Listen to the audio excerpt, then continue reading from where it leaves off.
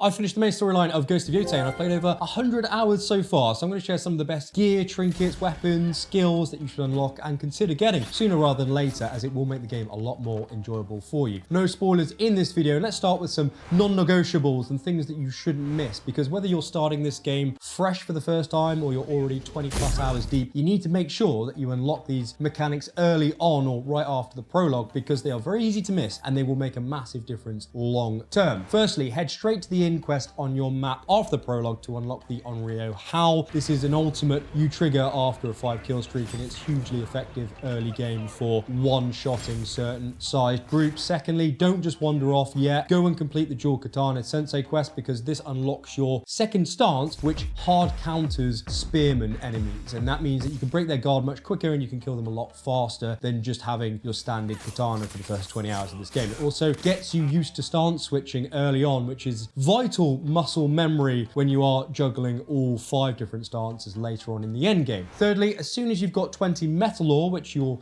naturally pick up from just doing these quests that we've spoken about, go back and unlock your father's forge, because this is the only way in the game to upgrade your katanas and boost that weapon damage output, and that early buff as well makes the first 2 regions a lot more enjoyable and smoother for you. Fourth, clear the wolf den just south of your father's forge, because unlocking the wolf mechanic early on as well makes combat a lot easier, especially in fortresses or camps. So don't do what I did and then wait 20 hours until you get that wolf spawning. And finally, head to the Katara gambling den nearby in the grasslands, and you want to complete the sleight of hand quest for very easy 2k gold, and that sets you up to unlock something very useful that we will cover later on in this video. So once you've got all of these 5 things sorted in the grasslands, I'd say as an absolute base minimum, you will be in a much stronger position going on to the mid and late game. But there is one armor set that you should absolutely obtain early on as well that doesn't take you too long to get, and it will pay you back dividends in the hours to come.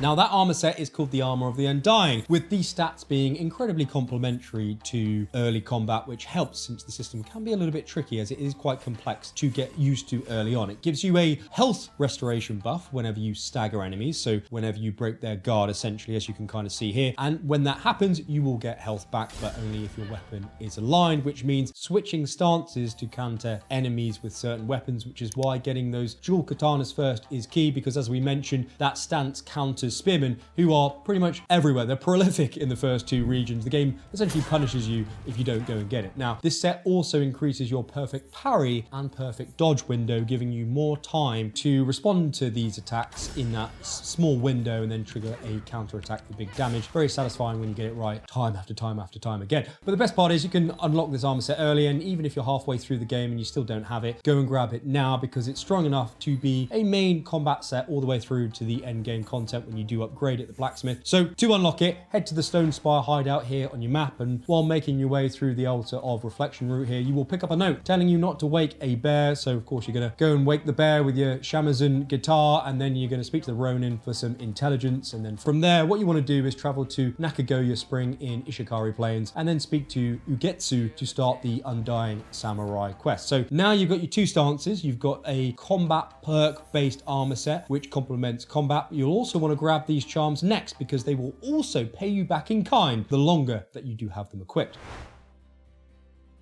So there is 4 that I would recommend here that you do want to equip and use into the end game. The first is the Charm of Confident Strikes. This gives you a chance to gain 1 spirit when staggering enemies with your katana. It pairs perfectly with that Armor of the Undying stagger boost that we spoke about, and since you're going to be earning spirit bubbles often, you can then cash them in for healing and abilities more frequently. So to get it, visit Taro the Scavenger here on your map if you haven't already met him, and then buy it for 300 coins off him. Next is the Charm of Kanayago, and this boosts the rare metals and black powder resource you get for looting stuff out in the world, and you will thank yourself again 40 hours later for equipping this when upgrading your weapons, especially in the late game. So head south into the grasslands to Fall's Rest Shrine and then just complete this parkour route to earn it. Thirdly, grab the Charm of the Bountiful Harvest, because this also increases the wood, flowers and plants resources that you pick up while exploring, which you're going to do a lot of, and these resources are the things that you need for every single upgrade in this game, kind of making it another non-negotiable. In fact, you may have already acquired it from the old Trails quest where you then name your horse, so do check if it is in your charms inventory and make sure you slot it or equip it if it isn't. And finally, the Charm of Thoughtful Restoration. It gives you a minor max health boost from the horizon view hot spring here on your map, which is close to where you just collected that bountiful harvest charm on the southern coast. And that brings us very nicely, perfectly, in fact, onto the open world activities that I think that you should prioritize in this starting region to set you up for the rest of the game as well. But before we do, please do hit this new hype button and the like button down below if you can't see it, if you found this video useful or helpful so far. As I've mentioned before, I'm still not 100% sure what it does. YouTube's rolling out these new mechanics right now, but all I know is it helps support the channel, especially with how long these videos take to make for you. So I appreciate it very much. Thank you for your support. Just clicking that button really does help.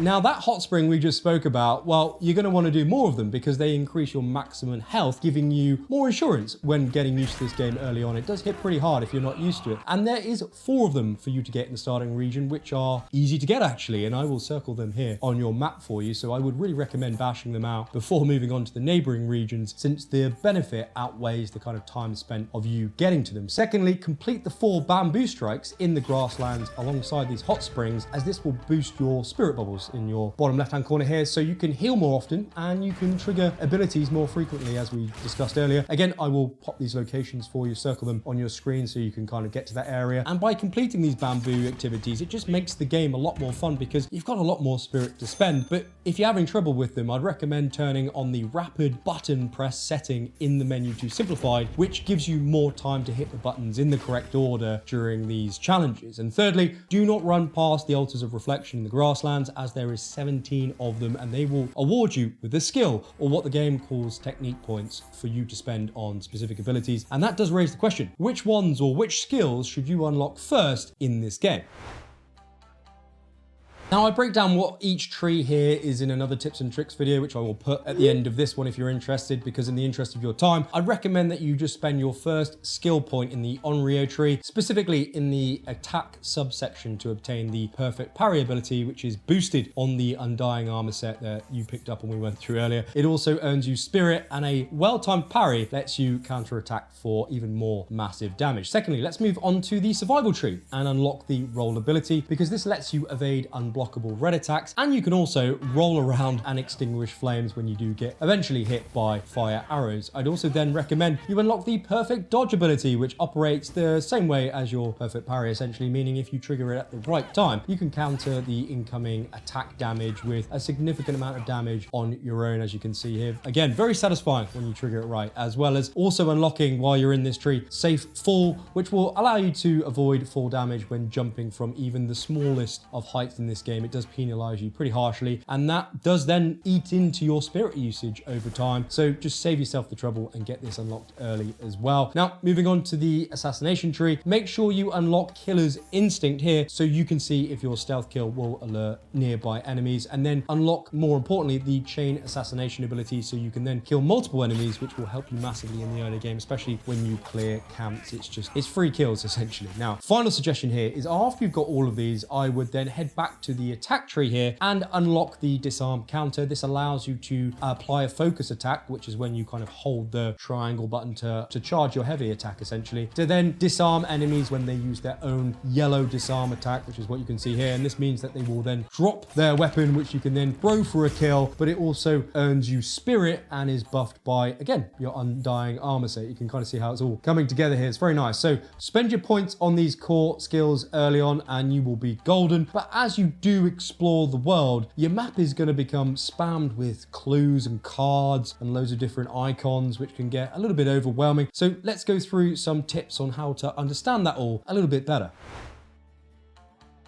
And what I mean by that is because when you actually progress into a couple regions, you're going to be like, what on earth do all of these different highlighted words or cards even mean? Well, let's break it all down. Firstly, the bounties are contracts to eliminate specific enemies, which is why some of the location names on your map turn yellow. By the way, that's usually where they're hiding out. The revenge cards, these mark the main storyline quest. So if you want to just focus on the story, just follow them. Whereas the sensei cards here unlock the weapon stances and different gadgets. And I've got a walkthrough for those in another video. That's same video I'll pop at the end of this one if you're interested. Now, as for myths, they tie into Japanese folklore and are side quests of that very nature, rewarding you with gear and new skills. And then we've got tales here, which are minor side quests or intel tip-offs from NPCs that you just meet around the world, and they do not impact the main story, so knock yourself out with them. Now, this took me way too long to realize, but if the cards are spamming your whole map, just press the R3 button to sort by region, and then you can flick through everything in just that area if you just want to focus on completing that area. Equally, if you want to run all of your bounty missions, then click sort by category,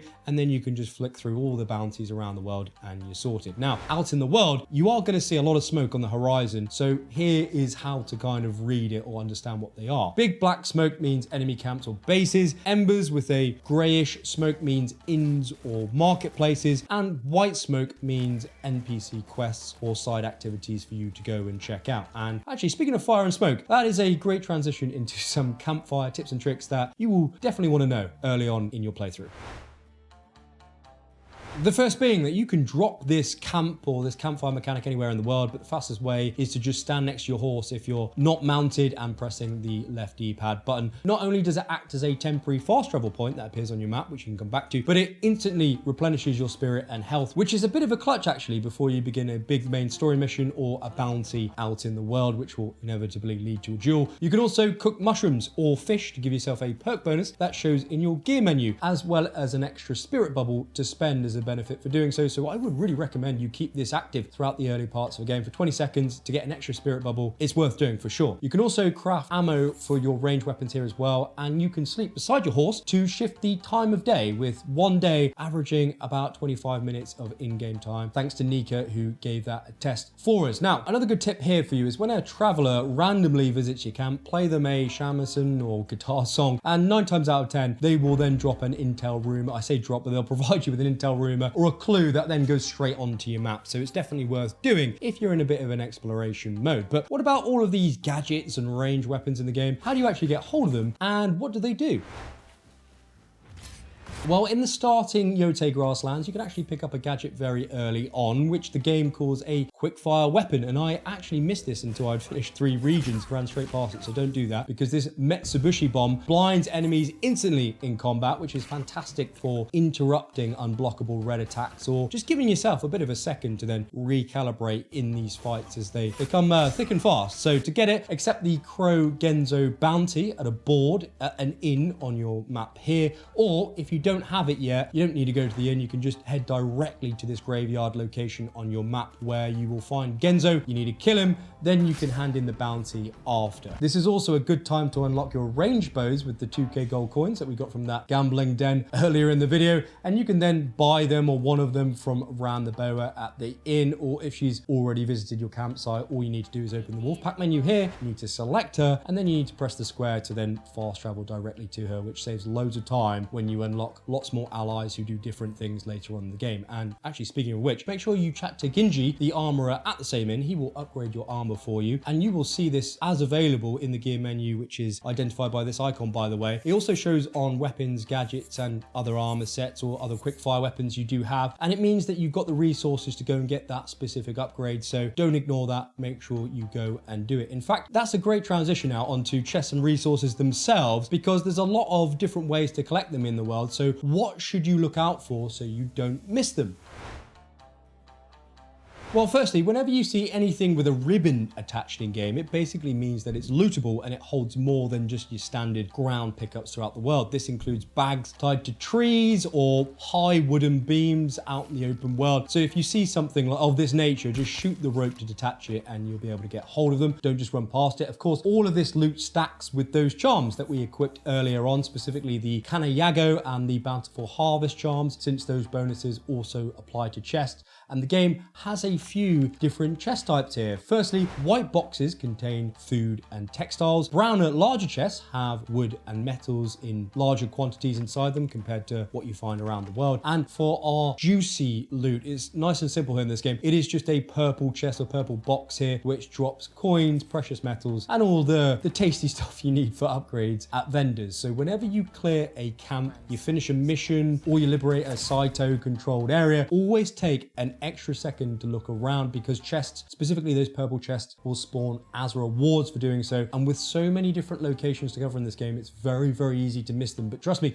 they add up so fast and they become a huge chunk of the currency that you've already earned in this game that you will absolutely need for the end game. But aside from loot, there are some really useful quality of life settings that I definitely wish I'd known sooner before playing through. I wish I'd turned some of these on. So let me show you those next, because before we do, quick note, most of you who are still watching this video aren't subscribed. So if these guides have been useful or helpful, hitting that sub button helps me out massively on YouTube, and it makes sure that you don't miss the next Ghost of Yōtei breakdown coming, because I'm working hard, I'm pumping out as much as I can right now and in the months to come. So thanks very much for your support. Again, I really do appreciate it.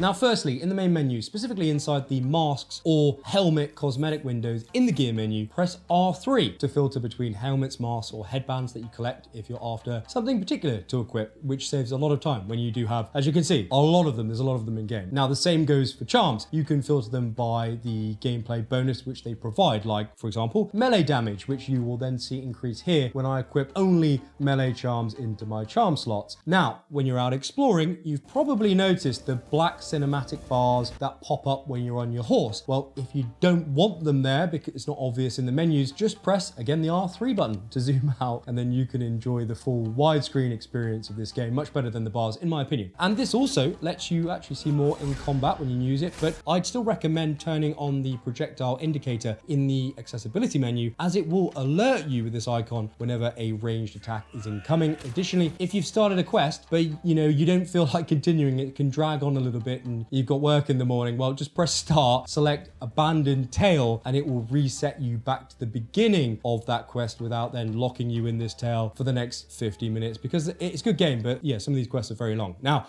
I have made another helpful video like this one with even more tips and tricks, so give that a click on your screen right now, on your TV, on your mobile, so you can get even more out of this awesome game, and I will see you there in just a second. My thanks to Nika for helping me make this video, and Millicent at the PlayStation UK team for her support. Coffee again is on them, and I will see you in that next video in just a second.